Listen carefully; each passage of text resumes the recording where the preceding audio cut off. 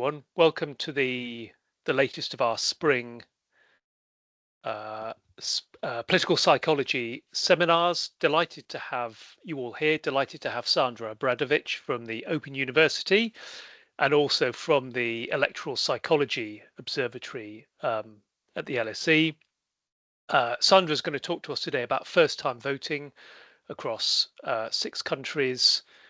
She's going to talk for about half an hour. We'll then have plenty of time for questions. Okay, so Sandra, the electronic floor is yours. Cool. Thanks. Let me get my slides up. Great. All right.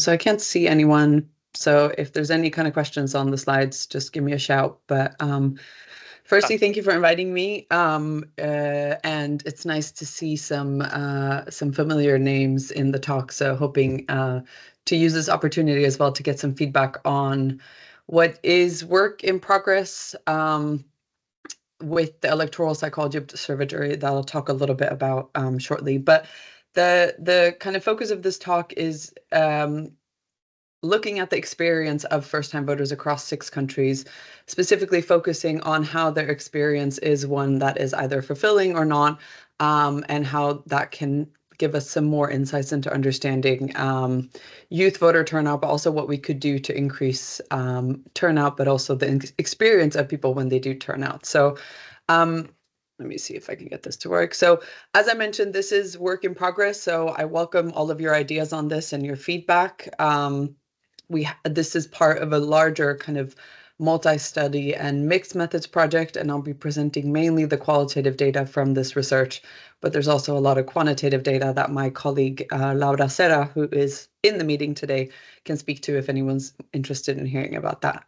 So most of us who kind of know anything about elections or kind of youth participation know that there's a lot of media attention and a lot of scholarly attention on this idea of the youth problem. So young people are not voting at the same rates as other generations. They're not turning out to elections where they could play a crucial role in kind of shifting the direction of results. And so we're constantly preoccupied with this question of why do young people not turn out to vote at the same rate as the rest of society, and what can we do to change that? Now, a lot of the kind of answers in this area tend to focus on identifying how young people are more apathetic, more dissatisfied, more frustrated with politics. They don't have the right resources to be able to participate, but also the impact of socioeconomic factors, political socialization, and so on and so forth.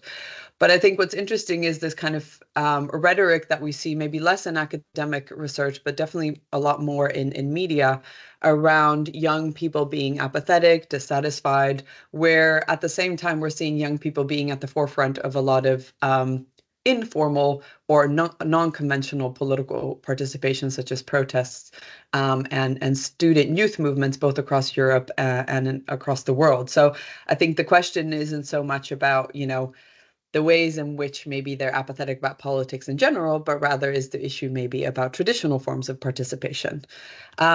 We do know that when candidates, for example, address the issues and aspirations of young people, they do turn out at a higher rate. So we have a lot of examples of that in recent elections, but also in some more distant ones where for a kind of inclusion of young people through the discourses, through the campaigns, do have an impact, and it can also have, in a lot of ways, a positive impact on the outcome of the result. So it is important to consider what is at stake here and why. The question of why, I think, is really important because young people do have an important impact on political outcomes when they do turn out in elections and when they participate. In this talk, and through this work that we're doing, we're trying to offer a slightly alternative perspective on the why question. And we're trying to make this point that it's not just about young people. So we can't isolate the problem of the youth problem from society at large. We need to ask the question of, if young people feel apathetic, dissatisfied, and frustrated, where is this coming from?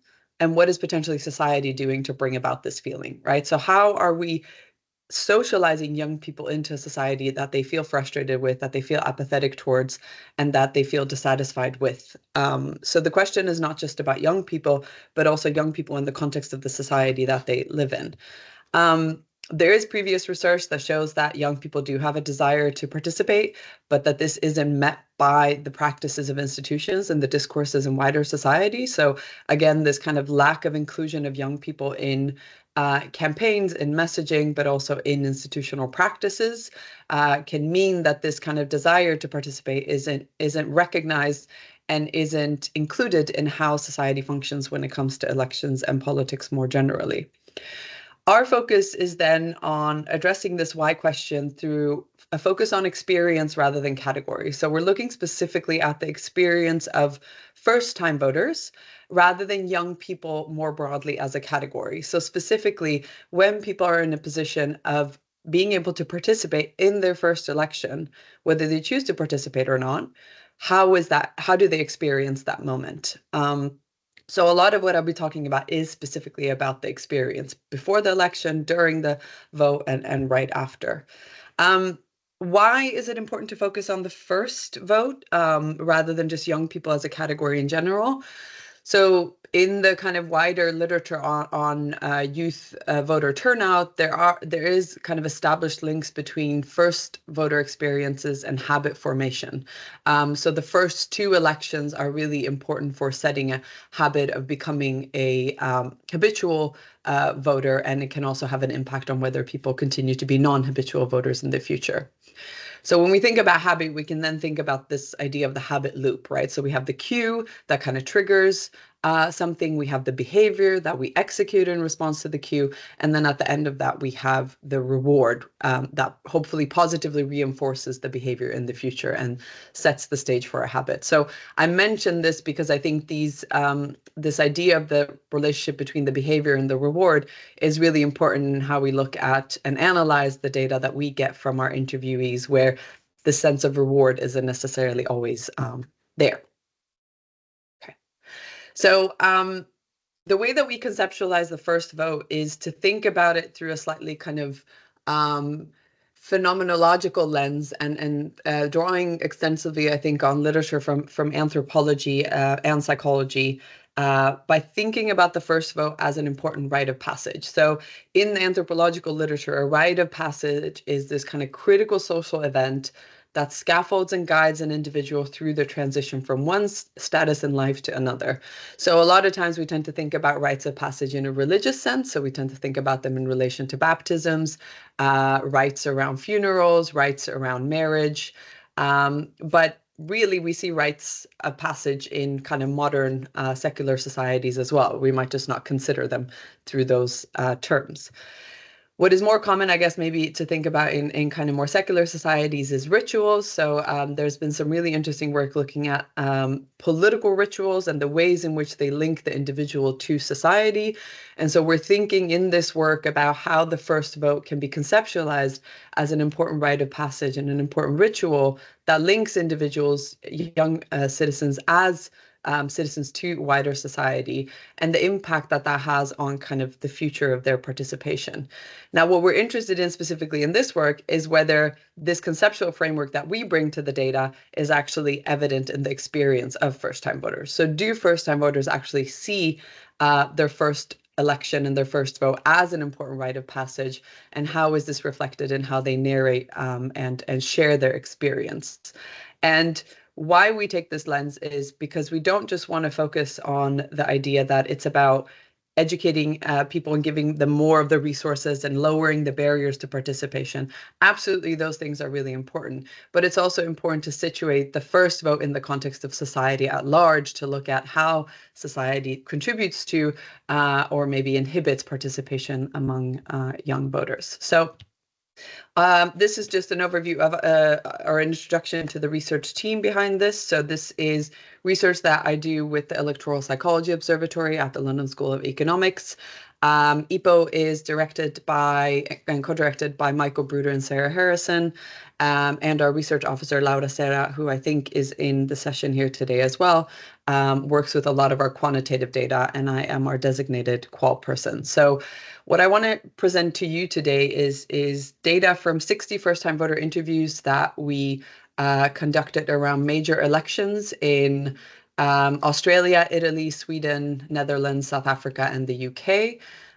These interviews were conducted either before the act of voting or after. So we were both kind of curious about how people anticipated their experience to be, and also how they narrated their experience after an election. So obviously, the interviews before the actual vote can't allow us to understand the experience of voting, but it gives us an insight into how people are anticipating what this experience will be like. And the interviews conducted after give us an insight into how these anticipations are maybe delivered on or not, as people reflect on what it was like to vote for the first time.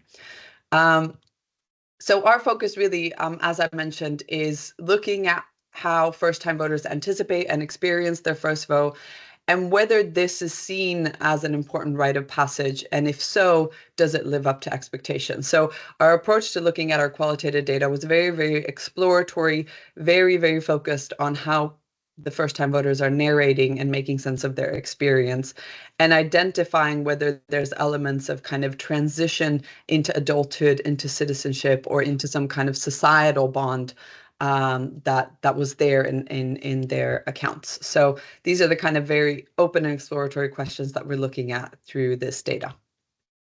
So I'm going to structure the presentation around these kind of three themes, which really kind of reflect the chronology of the first vote. So pre-vote, so preparing to vote, the build-up that's happening in society in terms of campaigning, the anticipation of participating, but also the weight of the decision that they realize that they have to make, because all of a sudden you have a voice and you have an ability to have an impact.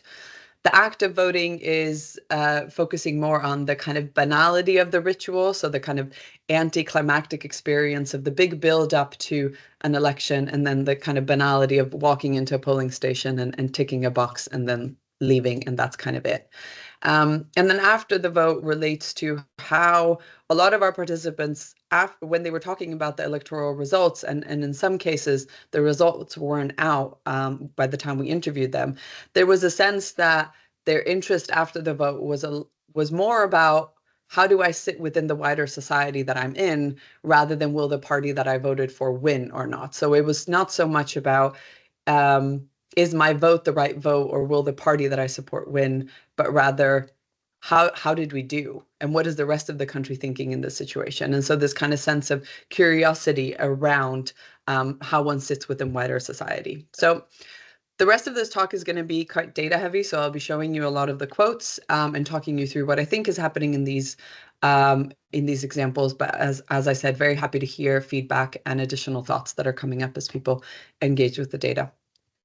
So in terms of preparing for the vote, we focused a lot on asking questions about how our participants were figuring out what to do, both kind of procedurally, but also in relation to figuring out who to vote for, which conversations they were having, and how they felt about the fact that they were now eligible to vote for the first time. And this first extract comes from a female participant in Australia who says, "I think it's exciting to know that I can finally have my input. And also it gives me more sort of faith that like my generation now is starting to be able to vote and bring our views and opinions into the actual, in the voting. And so we can have a voice. So yeah, I'm excited to vote. But also I feel like it gives me more responsibility in like also taking on just the results of it. I feel like for some reason, if I'm a voter, then it really is like, okay, I have to fully live with the consequences, even though I did before, obviously, but it's like, I don't know, it sort of feels different now. So what's interesting, I think, for us in this quote is that it's not only framed in terms of having a voice as an individual, but also as a generation. So it's not just me as one individual that has a right to contribute, but it's my generation, it's the social group that I'm part of. But also the sense that this comes with responsibility and consequences. So even though elections impact all citizens, whether you are of voting age or not, there's the sense that because you contribute to the act of voting, you also have to deal much more with the consequences that come from that. So it generates this kind of new feeling in relation to society. I have both more of a responsibility towards society, but now I also have to live with those consequences much more than maybe I would have as a 14-year-old or 15-year-old. In the second extract, another participant, again from Australia, talks about how on her birthday, a librarian at her school sent her a happy birthday message and an email, and he gave her the link and said, make sure you enroll to vote. So on her 18th birthday, she says, I was enrolling to vote, which was on the 9th of June. So that was probably the moment where I was like, oh my gosh, I'm classified as an adult, an 18-year-old citizen, and I'm going to be voting for the country. And the interviewer asked, how did you feel? Do you remember when you got that message? And she says, liberated, finally liberated, that I could finally somewhat be heard. My voice wasn't just, oh, she's young, she's not in charge, doesn't understand. No, she has. I've got that little minuscule part that is going to influence. So we see a kind of perspectival shift happening here in relation to the kind of preparing to vote, where it's not about seeing oneself as a kind of ignorant youth, which is reflected in this kind of quote of voice attributed to other people. She's young, she doesn't understand. But no, now she's an adult. She's a classified adult, a citizen, and she's voting for the country. So again, we see that in these preparation stages ahead of an election, there is a sense that participating in the vote is a kind of rite of passage into adulthood, into considering oneself as a citizen and as an active participant in the country. And that comes with a feeling of being liberated, a feeling of being heard, a feeling of being visible in society through having the right to contribute in a kind of national election. And I think what's interesting here is this idea of kind of the meta perceptions that are coming out in terms of young people being perceived as young, as not understanding, as maybe not having kind of political agency and sensibilities, and where this kind of official stamp of approval of having a right to vote is a recognition that that is shifting. So again, this movement, this rite of passage from youth and maybe ignorance to adulthood and kind of civic participation, I think is really interesting to map in terms of the pre-experience of the actual act of voting. In a final extract with a UK participant, a male UK participant, when asked about how do you feel about voting, he says, yeah, I just kind of felt quite excited about it. I was following it, and it's difficult to, read news articles, watch the news about politics, and then not be kind of excited about playing your own part in it. Like when you're saying, oh, all of these voters could shift to Labour, it's like, well, I'm one of them. I can actually take part in it. So yeah, it was quite exciting, quite interesting to actually sort of live the thing that's being talked about in the news so much. So again, I think in this quote, we're seeing this kind of transformation of self as part of society, the things that are being talked about in the media, this idea of voters shifting and identifying oneself as part of that category, identifying oneself as part of the thing that's being talked about in the news. And so again, this visibility that comes with positioning oneself and identifying oneself as a voter. Now, what then happens with the kind of active voting? So there is in the kind of preparing to vote a sense that this is an important thing. All of a sudden, I'm an adult. I get to contribute. And then there's this buildup that leads to the active voting that for a lot of our participants was quite anticlimactic. So the best way to convince you of that is to show you what our participants said. So one UK participant, a female participant, asked, what were you feeling ahead of the vote? And she said, you know what? I was really excited, especially the days leading up to it and the days leading up to it. I was really excited. Like, oh my goodness, it's my first time voting. Oh, first time fulfilling my civic duty. I was very happy about that. But then on the day, it was really anticlimactic because at the end of the day, it's just another normal day. So I was a bit excited, but generally neutral. And then when I actually went, it was very anticlimactic. Okay. Because on the walk there, I was like smiling, happy, I had a little pep in my step. Then I got to the place and I was the only person there. It was completely empty. So there was just two nice ladies there doing the, checking your address and stuff and marking you off that you voted. And there's no one else there. Okay. And I was like, oh, that was a lot less fanfare in reality than in my head it would be.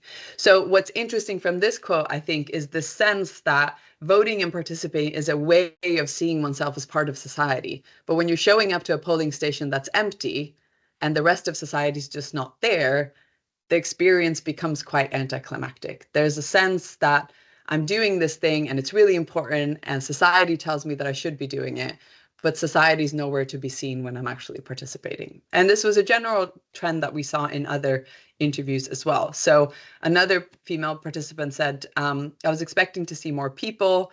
I don't know if it was just the time of day, but I was really surprised that I was the only one there, and that kind of added to the anticlimax. There should be loads of people there, but there was no one. Similarly, another participant in Sweden said, I thought it would be this big thing with a parade afterwards, medals and snacks. And he's kind of laughing because, of course, there's no one's going to give you a medal. But it signals this kind of sentiment that he was anticipating. But it wasn't. It was more the feeling ahead of time. I was pretty hyped. And if I can put it that way, I took my ID card, I went there, I stood in a straight line, and then I voted. I'm an adult now. I've taken responsibility. So there is a sense that participating in the vote and the act of voting is an important rite of passage, an important transition into adulthood, into kind of citizenship. But there's also a sense that this should be recognized by society at large, by other people. Other people should be there to see this and to engage in it. So when asked for the participants interviewed after the election, this one participant in South Africa says, when asked, did the experience live up to your expectations? No, not really. And we kind of probe why not. And he says, I think how everything is actually the whole procedure. You expect something different. When you get there, because you don't know what to expect, I had some expectations in my mind. For instance, how slow the line was. I just thought that it's just going to be something very quick. I get in, I go out. I get there, I've been there since 8:30, and I leave around a different time. I'm like, okay, it's just shocking how the process is. You waited in line for something so short. You get there, it's literally a minute or so. You just cross and then you put it in the ballot box and then you're out. It's just like, oh, so there's nothing else after this. No one's going to clap hands for me. Thank you for doing that. It's a really short process. And you wait so much in line for it to just put across. So what's interesting here is that this participant actually waited in line for quite a long time. So the aspect of society being there was present, but then this is juxtaposed with this idea of the act itself being so short. And the aftermath of it is there's no one recognizing and celebrating what you've done. So the reward element of it is very absent. And the reward element of it has to be kind of internally developed and narrated rather than kind of coming from any external recognition from other people. So after the vote, when participants are talking about after the vote, as I mentioned earlier, a lot of it was focusing on this idea of where do I sit within wider society? So a lot of the participants talked about being curious, about participating in kind of doing something for the rest of the world. So a participant in South Africa said, after I left the voting station, I felt so proud of myself. I was like, you did something. It felt so selfless, if I can put it that way. Like I wasn't just doing it for me. I was doing it for like the rest of the world, for a better South Africa. So emphasizing this idea that it's not just my individual right as a voter that's important to me, but it's participating in society and doing something for the world, although obviously you're voting in a national election. A participant in Italy talked about looking forward to their contribution impacting the election and to see if the majority of nationals think the same way as me or if not. I'm very curious. And another participant in Sweden talked about feeling part of society and contributing. So again, it's not just, even though the act of voting itself is an individual act that takes place in a particular time and space, it is imagined and experienced as part of a wider social movement, a wider kind of societal participation. And thinking about the results afterwards also is situated in this kind of more societal frame. Another participant in Italy mentions that they felt part of society. And when they were asked about how do you think the election is going to impact you, they talked about not necessarily every election or every political decision will affect me in my life, but it certainly does as I perceive it. It's as if it affects me. I can give you an example to make you understand. I'm a young man, so a law on abortion doesn't affect me directly. But if they come up with a type of law that prohibits this thing, that puts limits and restrictions, and therefore takes away the rights of other people who are not necessarily me, I feel that it affects me. In the same way, because I live in a society that takes away rights instead of giving them, and I feel worried. So again, when asked about how do you feel that the election is going to impact you, the emphasis wasn't so much, well, I don't think it's going to do very much in my own personal life, but it's about society at large. It's about how it affects me through the people that I am in contact with and through the people that I share kind of a society and a culture and norms and values with, and how the government then impacts and shapes those. So I'm going to give you just a little glimpse of some quantitative data to show you that this kind of emphasis on recognition of contribution and the kind of reward aspect of it is really important for impacting the experience. By giving you an example from a field experiment that we did in partnership with the LA County Register during the November 2024 US elections. So with partnering with this electoral management body, we had 10 voting centers in Los Angeles County that participated in trialing some first-time voter initiatives. So we had a dedicated early first-time voter only voting day, and we had the presence of first-time voter ambassadors that kind of emphasized and congratulated first-time voters. And what we find in the results is that first-time voters who were exposed to this initiative had an overall better first-time voter experience. And they were significantly more likely to consider it a strong marker of adulthood compared to other firsts, such as getting your first job or having your first kiss. Now, why this is important is because it speaks to this kind of part of the habit loop, which is reward. And I'm not saying, a lot of these discussions around elections is kind of, well, we shouldn't be coercing people, we shouldn't be pressuring people to vote. But I think the point is not that. The point is that we should be considering ways that we can actually celebrate participation and acknowledge the contribution of young people as they choose to participate, to set them on this kind of habit forming path by acknowledging and celebrating the fact that they're actually turning out to vote to begin with. So just to give you some preliminary conclusions, as I mentioned at the start, we don't really see the youth problem as a youth problem in isolation, but rather it's a societal problem and we need to address it at that level. We need to move away, I think, from this kind of individualizing deficiencies to focus on the wider societal context, environment, and atmosphere, and how that either encourages or discourages, dismisses or recognizes youth participation. So we can't be telling young people, it's so important that you vote, it's so important that you participate, but when they do, we're not there for them. We're not in any way kind of acknowledging their contribution or celebrating the fact that they are upholding democracy or being good citizens or whatever we want to call it. So I think also a wider point, at a time when we're seeing a lot of hostilities and a lot of divides in the political sphere, we need to start identifying ways that we can form solidarities beyond political differences. And there's a lot of research on rituals that shows that these are actually one pathway forward. Rituals can bring people together in bonds of solidarity without expecting or enforcing shared beliefs. So an election is a good example of that, where regardless of your political ideology or political identity, we can all maybe agree that elections are important for democracy and we should uphold them together, right? And that kind of sets us in this wider frame of being part of a citizenship or part of a kind of wider democratic community that has to have differences and has to have compromises. So I'll stop there just to say thank you to my collaborators and also thank you to our funders who funded this research, and very much looking forward to talking about your thoughts on this and any questions that people might have. So thanks. Lovely. Thanks, Sandra. I'm Cool. just going to stop the recording. Yeah.